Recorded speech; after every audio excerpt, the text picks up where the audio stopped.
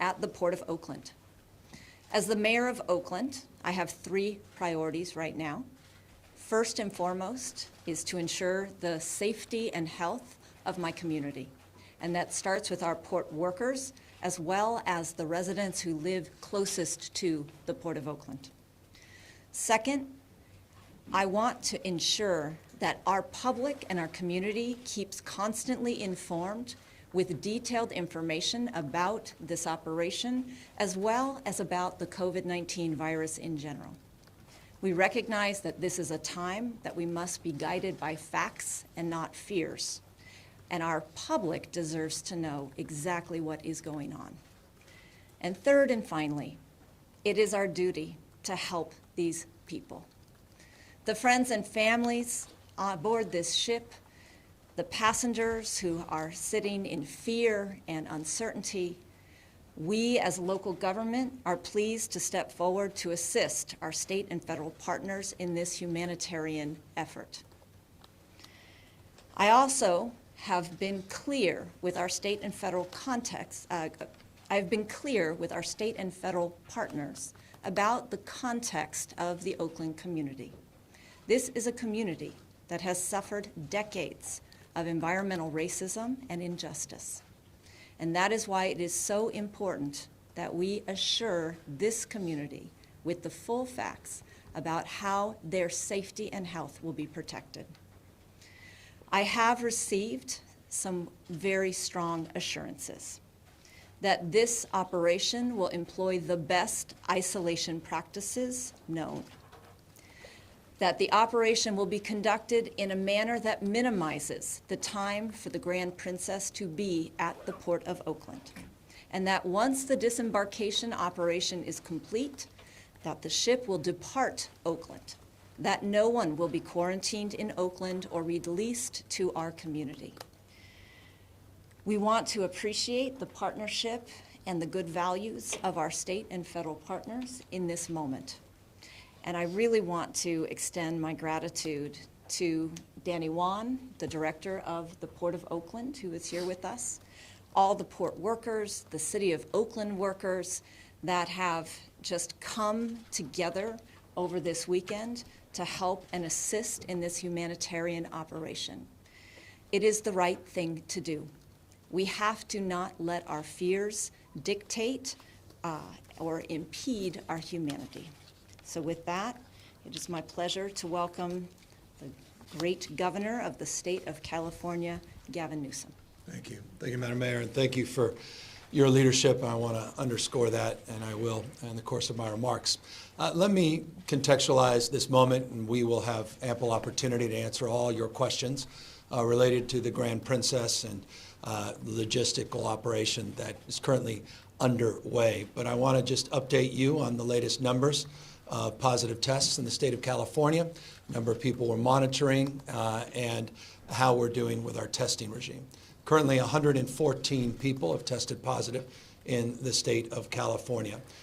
We have identified one individual, as you know, in Placer County, that is deceased related to the virus. As you know, he was on this same cruise ship in the previous cruise that went from San Francisco down to Mexico on February 11th to the 21st.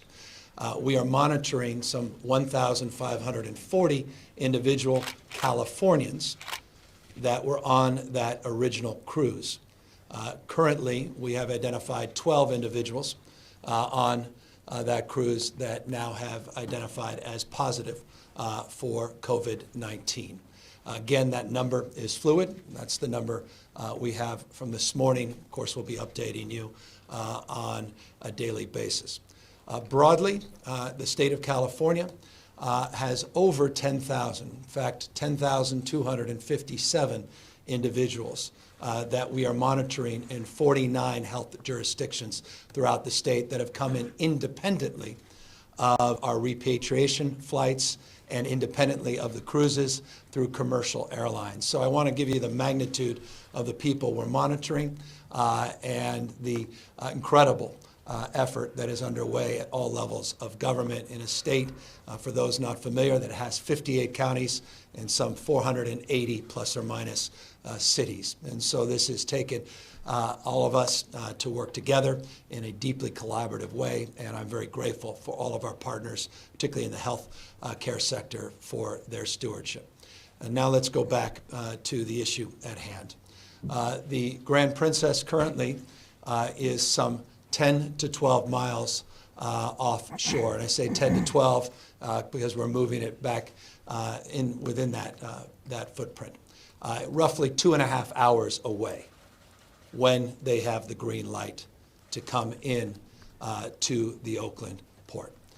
We are not prepared to tell you exactly when, and for those passengers that may be watching this, we are not able to tell you exactly when the cruise ship will come into the port, as we are still working out the enormity of complexity of making sure we prepare the site and, moreover, prepare for quick turnaround and quick boarding of individuals to respective locations, which I will talk about in a moment. We want to make sure that all of that is locked in before the ship comes to port, which I think would just create more anxiety for the passengers and, moreover, for the general public. The site was picked. Oakland was picked for a number of reasons. We assessed many different sites throughout the state of California. Active military bases, unfortunately, are not positioned, particularly with a foreign flag cruise ship, as the appropriate site. We looked for mothball old sites, including Alameda.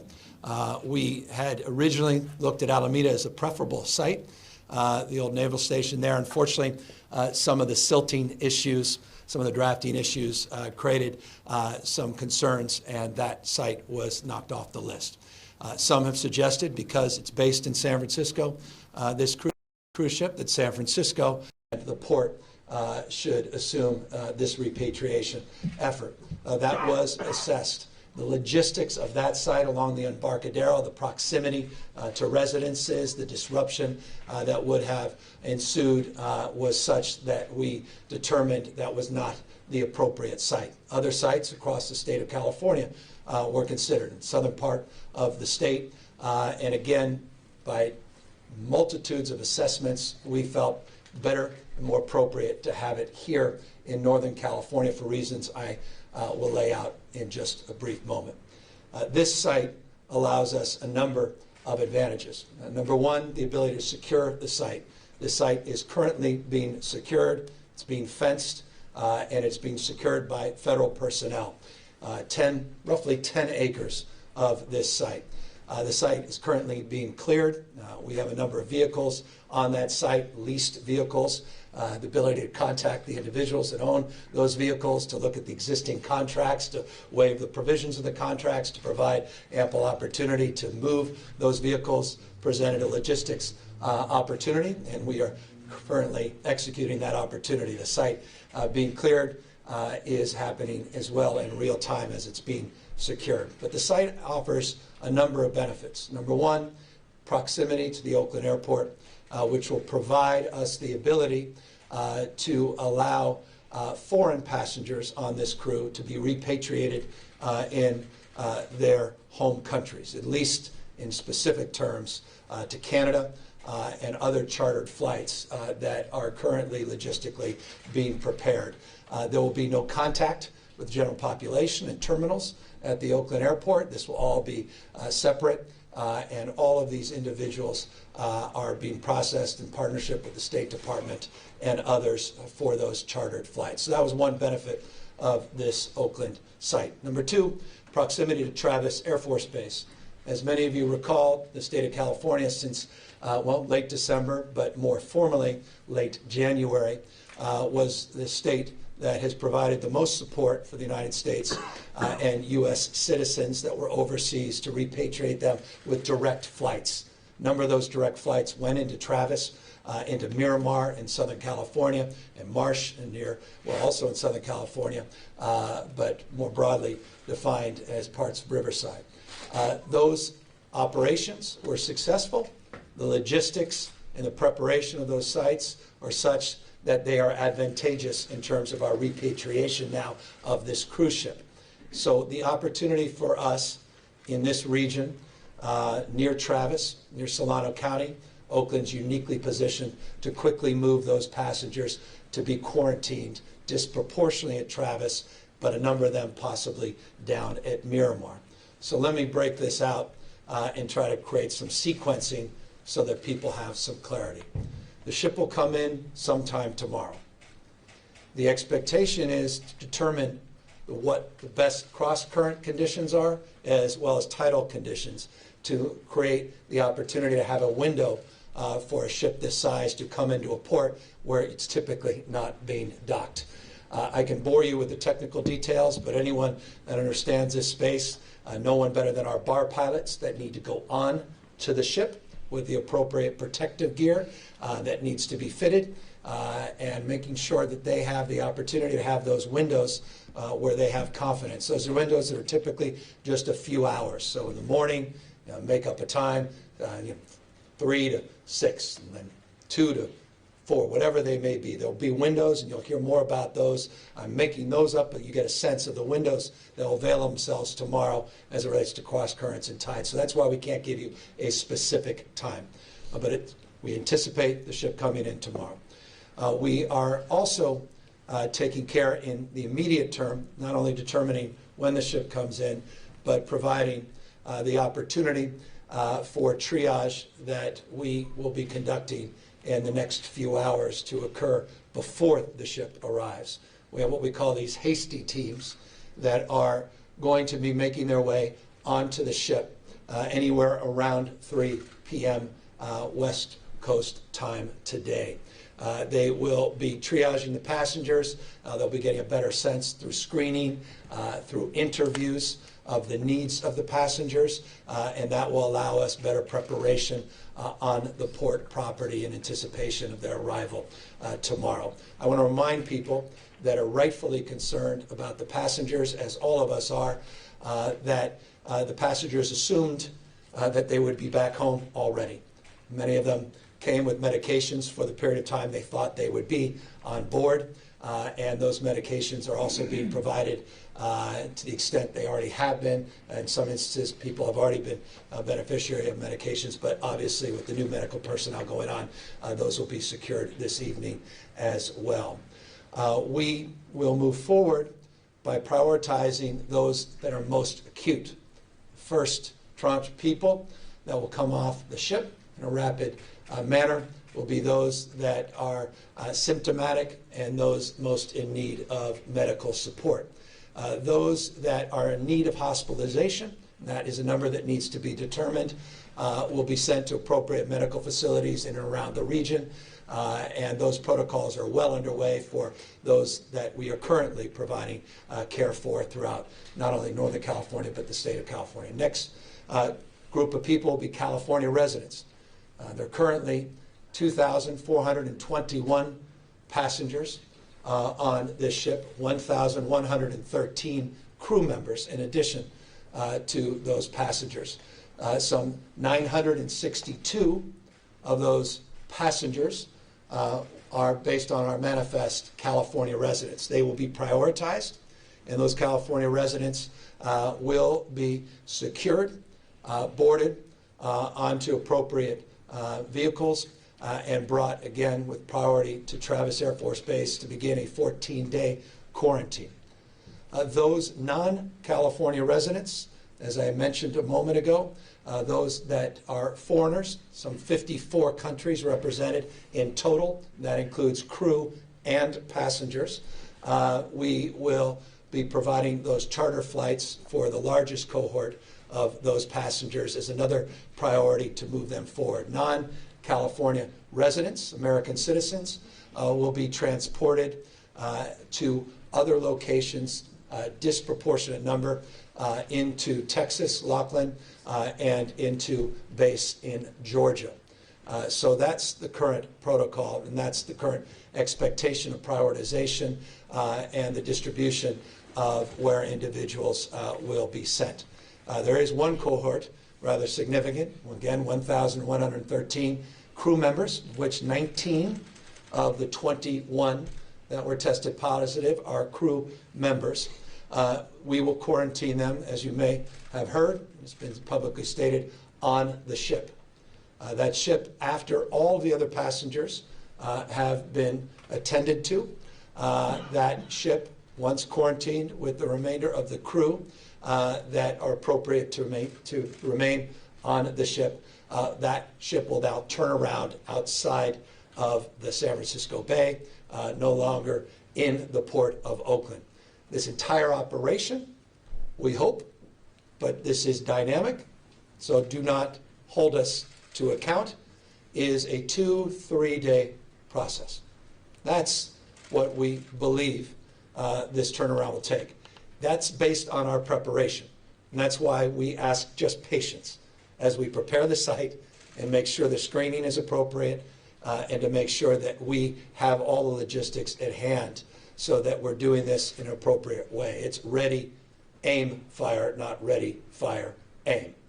And I cannot impress upon you my appreciation, can impress upon you more my appreciation to our federal partners, the incredible work of the CDC, HSS, the White House, the Vice President himself, individually working. We had 3 conversations in the last 24 hours directly, President direct conversations, the incredible partnership, of course, with our teams, the state level, and here locally, the incredible leadership of Mayor Libby Schaaf. And let me just end on that point. This would not have happened without leadership.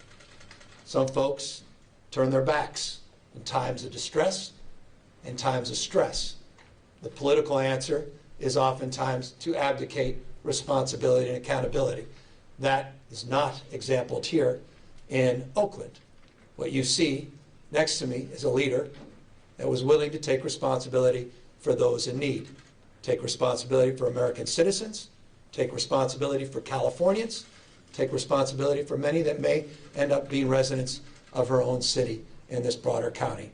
I applaud her, and I just want all of you to recognize that she was not required to be put in this position, but she did the right thing, and I cannot be more grateful for her willingness to partner with us in good faith, but with deep expectation of accountability from each and every one of us at all other levels of government. We today have with us a number of other people that will speak, and someone's become familiar to all of you, the HSS Secretary in the state of California, Dr. Galley, who many of you may not know, was working in the health department in the city and county of San Francisco for years, went down to LA County to run their department, and now is the state director. Dr. Angel is here from the Department of Public Health, and we are blessed to have Dr. Red here. Dr. Red is a familiar name for those that have tracked previous cruise ship incidences, substantively the one in Japan. He was disproportionately responsible for that process and the protocols around that. He can discuss and compare and contrast what makes this different and what we learned from Japan and why we are moving quickly to get people off this ship. And I think will give you a sense of confidence in our capacity to meet this moment in a way that could calm people's nerves. Final point. I'm happy at the right time to discuss the inevitable, and that is concerns and anxieties we have around public events and venues in the state of California and public schools in the state of California. Yesterday we put out guidelines for both. We'll be meeting with superintendents from across the state tomorrow in Sacramento to further those discussions with more nuance and specificity and detail.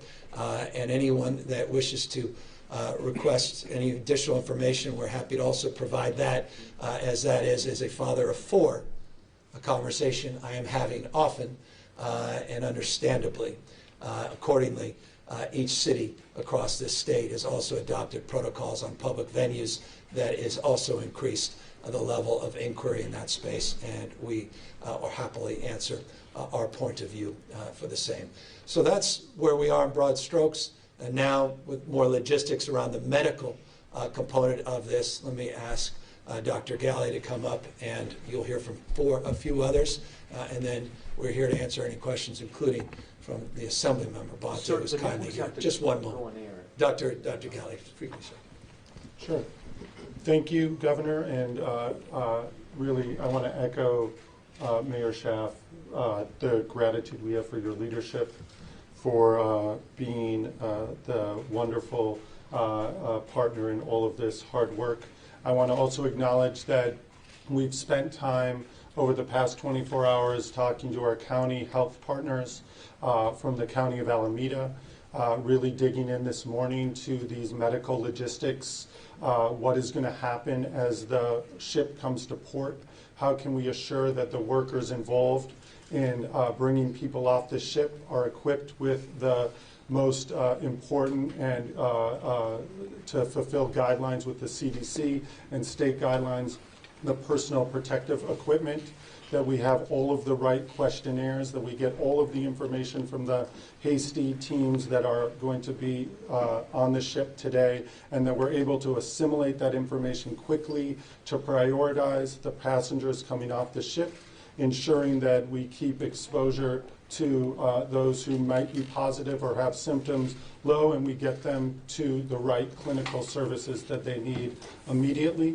This has implications, we know, to the City of Oakland, to the County of Alameda, and broadly across California.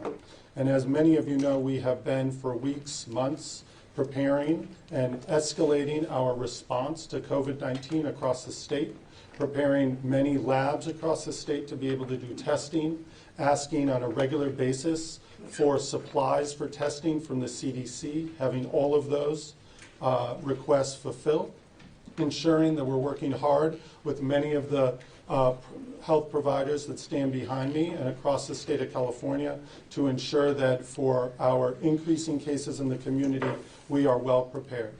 I want to assure you that bringing this cruise ship to Oakland and Alameda is not going to absorb the precious resources that we have in place for testing. We've been working with the CDC and others to ensure that we have additional supplies arriving for anyone who does need to be tested from the cruise ship. Additionally, I'll reiterate what the governor mentioned, that as people leave the site of Oakland, move to Travis and other bases across California and potentially across the nation or to their home countries, that they will not be tested here, they will be tested there. That's important both from a supply issue, but also from a timing issue. We are not holding people at the Port of Oakland to wait for positive tests. They will find those results if they are indeed tested at a different location. I want to just thank, before turning it over to Dr. John Redd from our federal HHS partnership, and he will give you additional details about the logistics. I just want to assure you that we continue to sit down throughout the course of the day before we have the ship port to iron out all of the last most important fine details to ensure that staff are safe who are working in this site, and that anyone who's involved in transportation or caring for individuals coming off the ship have all of the details in advance, and that we can assure that they are that all of the procedures meet the highest clinical indicators at the moment. So with that, I want to invite Dr. John Redd to give you more details. Thank you. Good afternoon, everyone. My name is Dr. John Redd. I'm the Chief Medical Officer for the Assistant Secretary for Preparedness and Response at the U.S. Federal Department of Health and Human Services. It's a pleasure to be here. We're coordinating medical logistics for the disembarkation of the ship and for the safe disembarkation of passengers, and then their safe and rapid transfer to quarantine stations where they will complete their 14 days of quarantine at military bases. First, we want to express our deep gratitude to the state of California, Madam Mayor, Governor Newsom, and to the Port of Oakland for the assistance in this really unprecedented and difficult operation. The first actions we're going to take begin this afternoon. We're going to have mobile medical teams transported to the ship with the assistance of the United States Coast Guard. The first priority of those teams will be to do a rapid assessment of passengers on the ship to make sure primarily that they don't have any unmet medical needs not related to COVID-19 infection. Once we've performed that assessment, we'll know passengers who need to be transferred most rapidly once the ship does tie up at Oakland. After those patients are disembarked, we'll get them as necessary to local medical care. And then we'll proceed with a rapid and orderly disembarkation, beginning with the passengers from California. The approximately 1,000 of them will end up primarily at Travis Air Force Base. Some will end up at Miramar Marine Corps Air Station, and then other passengers as well as the non-American citizens will end up going to their quarantine stations. I'll be very happy to take any questions and look forward to it. Thank you. Let me, plenty of questions for Dr. Redd in a moment. Let me just close by saying a number of things. One is we cannot be more deeply empathetic to those that are stranded off our coast. And I know that there's a sense of frustration, deep frustration, that many of the passengers on this ship have, that they're not getting real-time information. And I just want to acknowledge that frustration, and I want folks to know we're doing everything in our power 24/7. This is not a gross exaggeration. It's not an exaggeration. To secure their safety, their health as our top priority, and to make sure that we do it in a way that does justice to others in our community as well. And we'll have you home soon, and I know that this is a very difficult time for you, another 14 days for many of you to be quarantined. But it's all about not only your safety, but your family members and your community when you come back home. But you'll be back home soon. Happy to answer questions. Governor Newsom, over the past couple of days, President Trump has said that he would prefer if none of the passengers aboard these cruises landed on U.S. soil. Did he mention any of that to you in your conversation? Yeah, we had a private conversation, but he said we're going to do the right thing, and you have my support, all of our support. Logistically and otherwise. So before he made those statements publicly, I had a private conversation with him around 4:30 West Coast time, and he said everything that I could have hoped for. And we had a very long conversation, and every single thing he said, they followed through on. So I'm just not interested in finding daylight on those statements, because every single thing his administration, and it starts at the top, including the Vice President, has been consistent with the expectation that we repatriate these passengers, and we do it in a way that does justice to the spirit that defines the best of our country and the state of California. Governor, the ship had multiple trips. The first trip finished on February 21st. So how many passengers came off the first trips, and do we monitor their situation? Yeah, 1,540 of the individuals that left that ship after that ship came back from Mexico on February 21st are in the state of California, or are quote-unquote Californians. We have not only received the manifest, so we know who those individuals are, but so have our health directors all throughout the state of California. Individuals have been contacted, many contacted us, and others have been contacted not only by local health officials, but by Princess as a company themselves. We have monitored and are in the process of monitoring them, and as I noted, 12 of them have tested positive for COVID-19, and in addition to that, we had that one tragic loss of life in Placer County from an individual who was also on that cruise. Any other questions? Yeah. So I understand this is a difficult time, fluid situation. We spoke with Councilman Reed. He says, it really bothers me that my council wasn't notified about what's going on, and we didn't have a say whether the ship should dock here in Oakland. Can you comment on your conversation with the city council? Sure. Myself and my chief of staff reached out personally to every council member yesterday, beginning with the council member for this district. I did speak personally with Councilmember Reed last night. This was a fluid situation. As I said at the beginning, the official call was not made till 6 o'clock this morning, and initially these conversations, we were advised, were confidential. But I did speak to Councilmember Reed, and again, there are a lot of questions, and I will do everything that I can to ensure that everyone's questions are answered and that that information is communicated to the public. And I'm encouraged by the engagement. We had dozens and dozens of conversations personally with folks directly representing this area from the state level down to local level, county supervisors as well.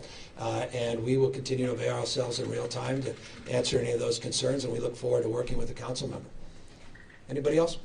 Governor, if all area hospitals become full, are there alternate locations such as contingency field hospitals that are being identified? If so, who will the medical staff be and where will they be? So let me tell you what we know currently as I stand here, and we'll know a lot more later this afternoon. We just tested roughly 45 people. 21 came back with positive tests.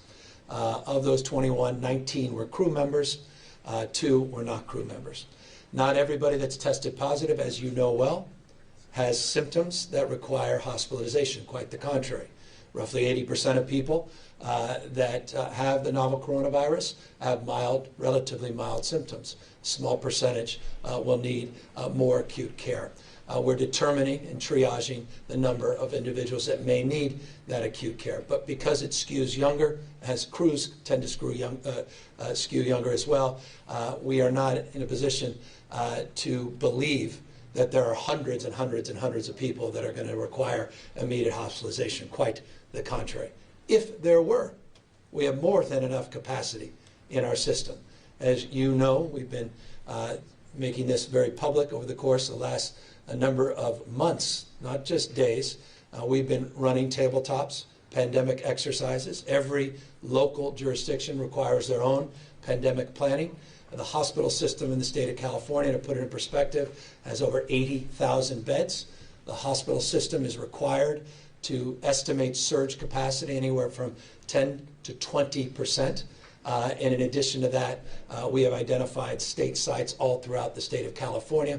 I did an emergency declaration a number of days ago to make the siting of those and the regulatory and licensing much easier and efficient. So I can assure you, even in the worst case scenario, and we're not anticipating that, that we're well resourced to accommodate the needs of these passengers, even if it's a large number that come in acute condition. To follow up with that, we have some internal memos from healthcare workers in Sacramento that work in area hospitals who say, the memos essentially say UCSF is no longer accepting adult transfers. Are you aware of that, and do you know why that might be? I don't know the details of that specific memo, but I can just broadly assure you and assure the general public that I don't think I know, having participated actively in these scenario plans, that our healthcare delivery system is extraordinarily well resourced, and our planning is well underway, and our surge capacity to meet the needs in the immediate term exists. And will continue in a dynamic way to evolve. And I want to remind people the dynamic nature of this. I mentioned today 114 positive cases. I think it was 88 yesterday. You'll start to see these numbers increase. The testing, as you know, has been relatively modest. For those that are curious, the state of California has the capacity to test just shy of 8,000 individuals. We have the ability to test them in 15 different labs across the state of California. On Monday, tomorrow, one of our larger private contractors, commercial contractors, Quest, has the ability to test roughly 2,000 people each and every day. Quest has a facility down in San Juan Capistrano, just south of Laguna Beach. And they will be accepting those testing protocols and kits as early, as I said, tomorrow. So the testing protocols and regimes, as they evolve, more people are tested, more people are tested positive. You will start seeing those numbers increase. It's exactly what you should expect. It's exactly what we have planned for. And there's a subset of those that test positive, a small subset compared to the total numerator, that will need acute care. And in that capacity, we have scenario plans, I can assure you, throughout the state of California, logistical strategies that not only include appropriate protective gear, but resources to provide that care, which means personnel, nurses, and the like, as well as the physical facilities in traditional hospitals, some other facilities that we can make quickly available that were mothballed hospitals, and other private facilities that we use for this kind of planning and purpose.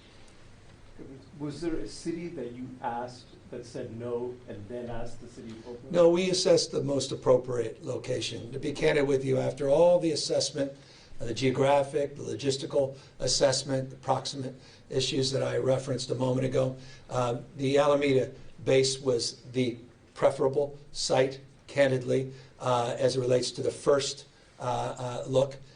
This site provides, I think, in some ways even more logistical benefits rather adversely, but that was, if there is some sort of prioritization, that would be roughly the sequencing of consideration beyond the deep, deep consideration across all of the state assets along the coast of California. Governor, has any additional passengers shown symptoms? And the second question being, how many Californians have actually been tested to date? Do you have that information? Yes, I do. It's a very modest number of people that have been tested. The last estimate, Dr. Angel can correct me in real time. This is going to test my capacity as well. 788 individuals. That's pretty darn close. All right, so let's take my word for it. That's over Dr. Angel.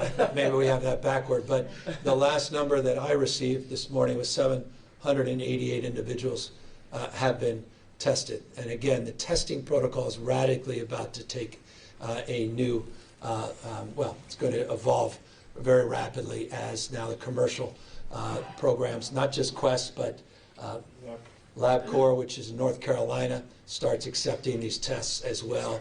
But as I noted to you, we have 15 labs, 19 labs that have test kits, 15 labs as of this morning, that can process those tests. One of those labs was Richmond, that tested the individuals on the Grand Princess. I should note that that process, people are curious, you can process, at least at Richmond, 20 tests within 4 hours.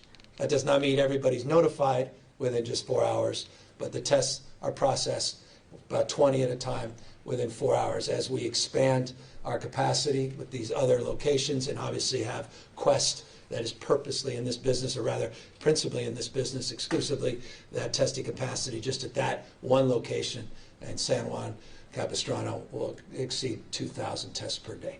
And did anyone else showing symptoms? Oh, the symptoms, we are not in, we do not have the benefit of that information, but quite literally in the next few hours we will, as what they refer to as these hasty, I know, these hasty teams, interesting way of referring to teams, that Dr. Redd referenced a moment ago. He could talk more substantially about that. Begin the interviewing, begin the screening of individuals, and talk to the medical personnel on board about their latest assessment, and we will have that information coming back over the next number of hours.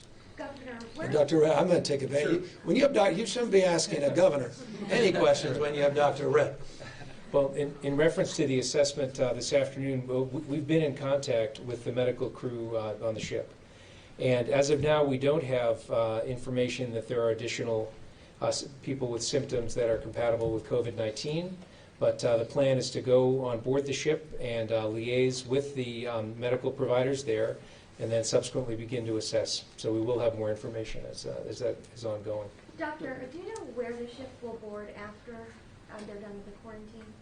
Or do we know it's too early at this point in time? I apologize, I don't understand the question. So once the ship is turned around, the next 48, 72 hours after they are docked, and once the rest of the passengers are removed from the ship, once we've secured the ship and quarantined the crew, then that ship will turn around and They are currently assessing appropriate places to bring that quarantine ship, but it will not be here in the San Francisco Bay. Dr. Reed, what protocols are in place to help the Port of Oakland employees and people who are working there? They're obviously concerned. Well, so to imagine the site, the way that I look at it is first literally imagine the distance. So first of all, there's a secure barrier that's being placed around the area. It's a little under 11 acres. So the primary method at first is literally is distance, and that's being secured by federal law enforcement. And then there's very, very tight control over people who pass in and out of that zone. And we have extremely tight controls on passengers, whether symptomatic or not, who are being disembarked from the ship. How will the airport be secured? You mentioned the Oakland Airport. How will that not, interact with the public? I'm happy to, two different airports. yeah, so this is not even connected to where you see commercial passengers. So it's completely separate, no terminal connection, no individual connection, similar protocols, people, personnel, protective gear, individuals brought directly to tarmac, directly on these chartered flights, no contact with the general public. Can you expand on some of the lessons that were learned from the government of Japan? I understand that, for example, this is taking place a lot quicker than their evacuation. Yeah, no, thank you for that. We have been in constant contact with the government of Japan. I just returned from Tokyo on Monday. I was part of the team that was working in Yokohama and Tokyo on the Diamond Princess quarantine. There are several differences that are quite pertinent regarding the situation in Japan and here. The primary one I would say is time. We are not maintaining passengers on the ship for maintenance of quarantine. In fact, quite the opposite. We're making every effort to get them rapidly and safely off of the ship and then transported safely to a location for quarantine at which they can be observed for 14 days and at which they can get rapid treatment for medical conditions that come up, whether related to COVID-19 or otherwise. You may have addressed this, but what will the role be of Oakland port workers in all this? That's currently being assessed, but I can assure you this is primarily a federal operation, state operation, federal personnel, some state personnel. We're not working to bring in any of the port workers, not working to bring any of the ALWU representatives into this operation. We're hoping to get out of here very quickly, and we're hoping to make sure the site is clean and secure once we leave, because I imagine there'll be residual conversations and questions about that. And I can assure you these protocols are well established to tear down a site. This is going to be a temporary site. Most of the contact will be on temporary pieces of equipment that all will be removed and the site completely scrubbed and cleaned up so that there be no concerns for people that come back in. Remember, someone asked me the other day, said, well, what happens if the ship just comes in, you have to remove all the other ships from the bay? There's a lot of mythology here about what this is and what this isn't. You all reported on how you contact this infectious disease. We are well aware of the need and ability to secure this site, and I can promise you that the local workers have nothing to fear as it relates to our responsibility to do just that. Governor, what's your advice going forward to people who may be thinking about going on a cruise, say next month, or concerts, or any large gathering, traveling? We just put out an advisory yesterday, both for schools and large public events in the state of California. And we basically graded the type and size and scope scale of some of these events based upon acuity of considerations that we think people should make. Look, it goes without saying that if you are elderly, if you have a pre-existing condition, you have issues of lung disease, heart disease, or you have other medical conditions, I would highly recommend, almost demand, that you not go on a cruise. It's beyond me that you would, for any other reason than expectation, perhaps financial, do so. That's not me saying that as an expert. That's me saying this as a human being that cares deeply about other human beings. But as it relates to events, You're seeing a number of cancellation parades, other events, large and small conferences, all throughout the state of California. You saw just in the last 48 hours a number of schools from Stanford University, USC, contracting their available seminars and lectures. You're seeing schools local, charter school here in Oakland. You're seeing private schools down in Atherton, Murrieta. You're seeing some cutbacks in obviously the large district in Northern California, Elk Grove. Their announcement yesterday, I expect you'll see and hear more. As I said, I'll be meeting with the superintendents throughout the state of California tomorrow to talk about their anxieties and concerns and try to ratchet up our guidance, but that includes large events as well. But cruise ships for elderly citizens that have medical conditions, I think it is in their interest, and it's the interest of the cruise ship industry to set forth a very clear recommendation and guideline that they should not go on those cruise lines. Do you see this as being a one-time thing because it's an emergency, or do you see this as a place for other ships to go to if this happens again? I don't see this becoming permanent, and I can only imagine, I haven't looked, or the mayor. Let's just say this. The responsible thing to say and answer your question is, as circumstances prevent themselves, we'll evaluate those circumstances. But the answer to your question, equally, I can say with assuredness, this is not a consideration. It's not been part of a conversation. I can assure you there's no private planning that includes this port, includes this community. But I am not naive about this, the dynamic nature of the change of this virus. And the fact that you're seeing around the world stepped up protocols, not least of which in Italy and elsewhere, that suggest that we are in the beginning of a process, not the end of a process, as we move from prevention to mitigation and the like. And in that, we also have to recognize we are a port state. We are a coastal state. And a lot of these cruise ships are, quote unquote, our cruise ships. Even though they may be flagged foreign, many of them berthed on the state of California. Long Beach, LA ports, not just the port of San Francisco and Oakland. So the broader issue of cruise ships is profoundly important to the state of California. Our ability to absorb many of these kinds of circumstances is limited. So when I emphatically say it's in the interest of the cruise ship industry to own this moment, not consider short-termism and situational bottom lines, but to look at the sustainability of their industry, they need clarity and they need to have conviction as it relates to those guidelines.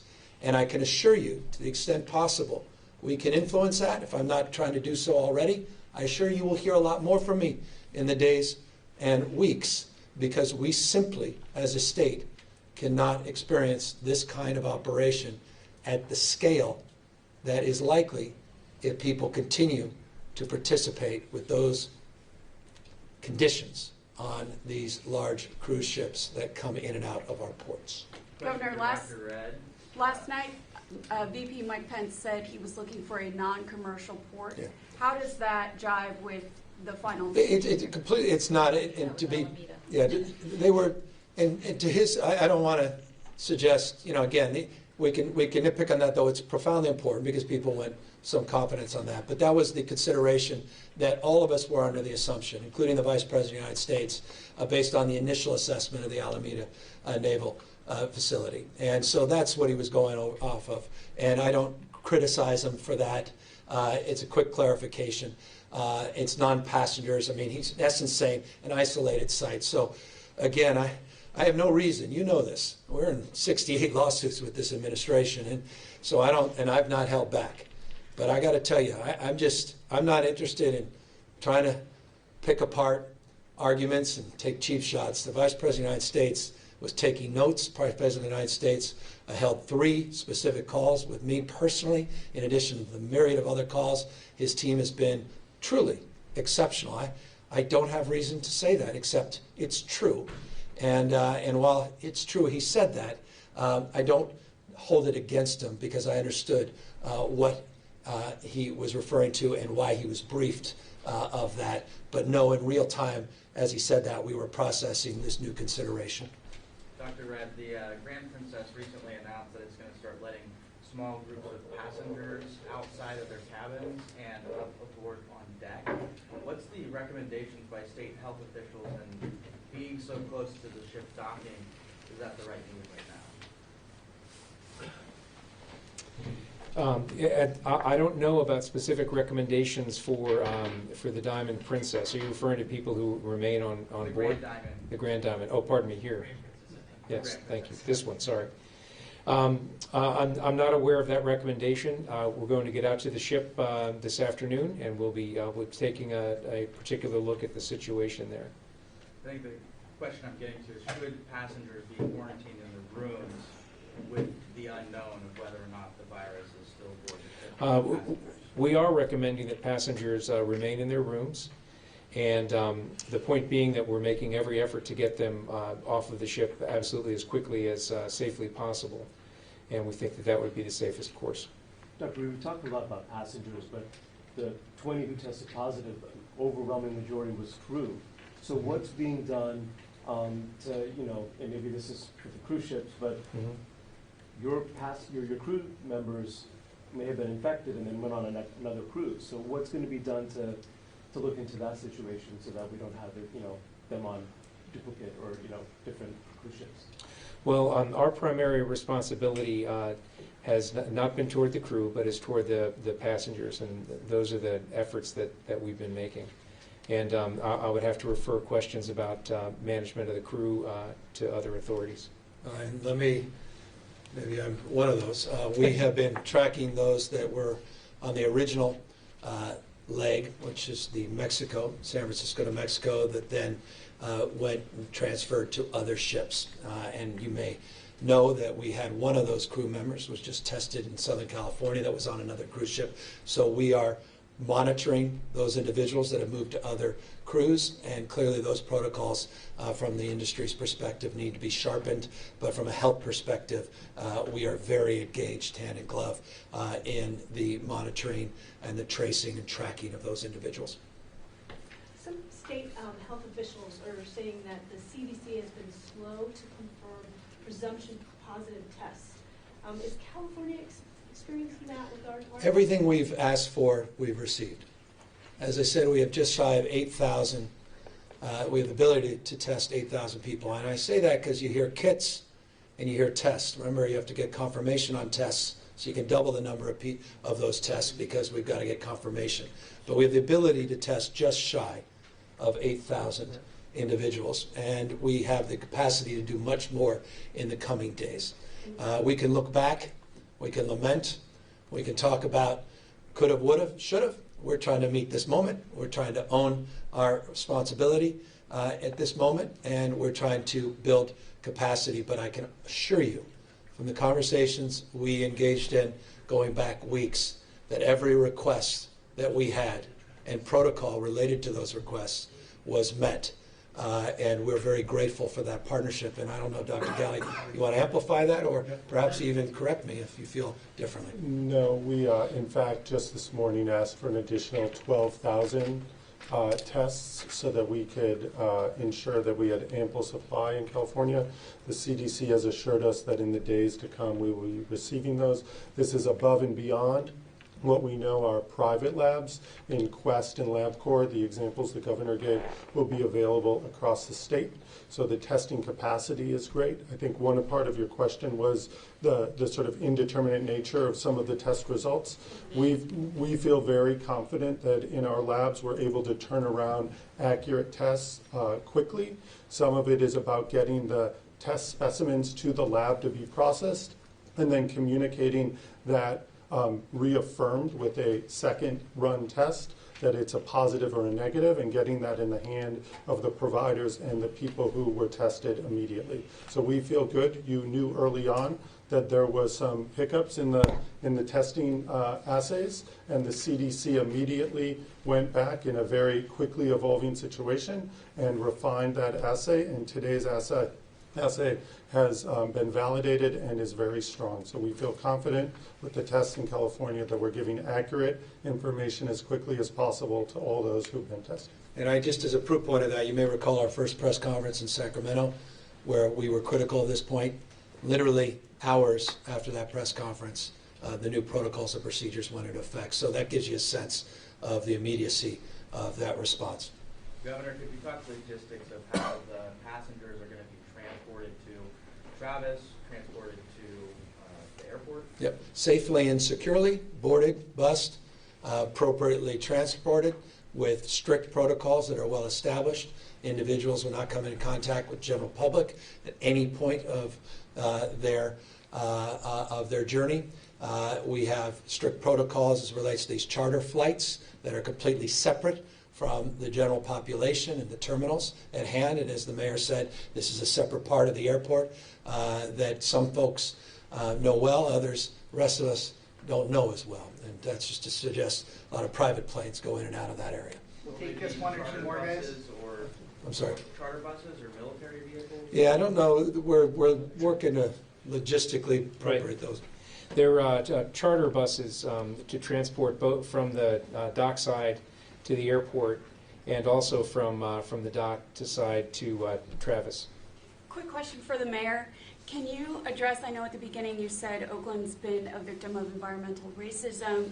Can you just address the community again who feel like this is another case where, hey, we're getting the short end of the stick?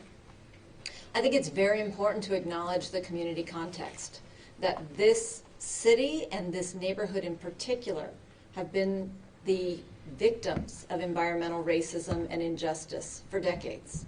And that is why it is so important that we continue to receive detailed information about every step that is being taken to isolate the threat, and that we can give our residents every assurance that their safety, their health, their dignity is being respected. Now, I will acknowledge that we asked a lot of questions about why Oakland. And it is true that a nearly 11-acre operational site that will be sealed off, that will allow a very sophisticated isolation operation to take place, is certainly a safety feature of the Port of Oakland and this site in particular. And so I will say that my questions are not over. I will be continuing to ask them and expect answers, and that I will be sharing that information with the public in real time. Mayor Schaaf, where birth are they actually going to? I can, I think I can let you, the outer.